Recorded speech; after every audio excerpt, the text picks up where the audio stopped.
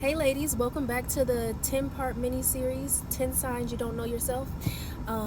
Before we get started, I'm Shalise and I'm an identity coach for shy introverts. Alright, so let's get back into it.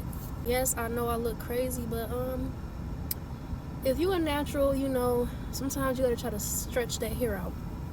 And it didn't work when I was asleep. My hair got more curly when I was asleep.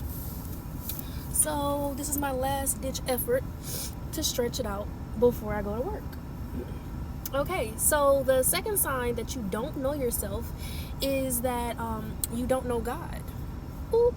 A lot of people say, oh, I believe in God. Yes, I pray. Yes, Jesus is real. Yes, like I'm down with God, right? But their life doesn't reflect any of that. I am definitely talking about Jesus Christo, okay, Jesus Christ, just so we're clear. And you know, it's interesting because there's a lot of us, like me in particular, I grew up in church. Like I grew up in a Pentecostal, apostolic, like strict, very religious type of Christian church environment. And I decided when I was grown that I was going to go out into the world and do what I wanted to do, and I was going to just never believe in Jesus or God again, that there had to be something else out there, because I couldn't stand the way I grew up in church. So I did the typical like church hurt thing and allowed it to stray me away from God. One side always fluffs more than the other. Like this side shrinks way more. So I did whatever I wanted. I was like, I don't even know if there is a God, da da da da da. But, you know, I had a few experiences in life where I was like, there's no way I can continue to live my life without some type of something. And so I ended up trying the new age spirituality stuff, and it really causes a lot of confusion. I don't recommend it. It's a 0 out of 10. Don't do it. Don't give in to the hype. So anyways, yes, and even though I grew up in church, I did not know God. I did not have a relationship with God for real.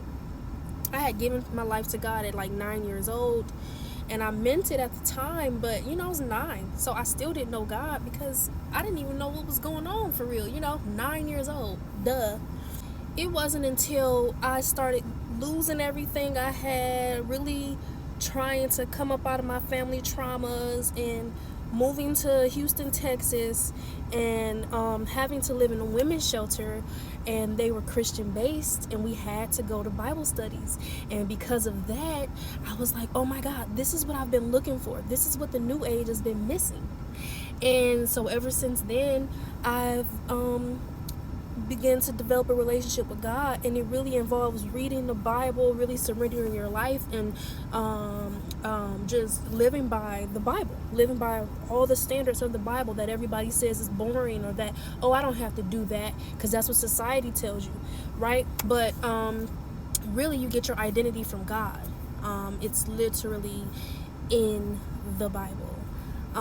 Because God is the reason we're here, and we all have a divine purpose on our lives, and the only way you can feel fulfilled, the only way you can know who you are, is to be connected to God, to know God, so that you can find the reason you were put on this earth.